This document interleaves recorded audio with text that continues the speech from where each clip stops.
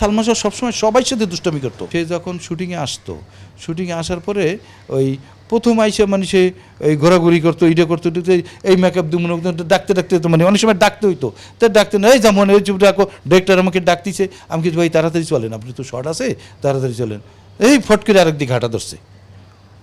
ঠিক টাইম যখন হচ্ছে তখনই সে আইসা হাজির হয়েছে ক্যামেরার সামনে। না পাগলামি তো 100%, তো শিল্পী হইতে পারে না, এত বড় শিল্পী হয়েছে, এত বড়, এখন পর্যন্ত মানুষ তার নামে এখন পর্যন্ত তাকে মনে রাখতেছে মানুষ। কি গুণ থাকলে একজন শিল্পীকে তার মৃত্যুর 30 বছর পরও সাধারণ মানুষ মনে রাখে? কি গুণটা ছিল আসলে?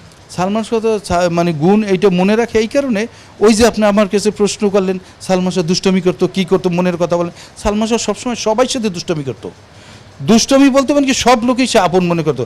আমি সালমান শাহও দেখছি, শাবনুর রফাকেও দেখছি। শাবনুর রফা হলে কি যে আপনি যদি কোনো দিন তার সাথে আপনার সাথে দেখা হয় নাই কোনো দিন, আপনার সাথে একদিন দেখা হয়েছে, দেখা হলে আপনি মনে করবেন যে এর সাথে মনে আরও আমার 30 বছর আগে পরিচয়।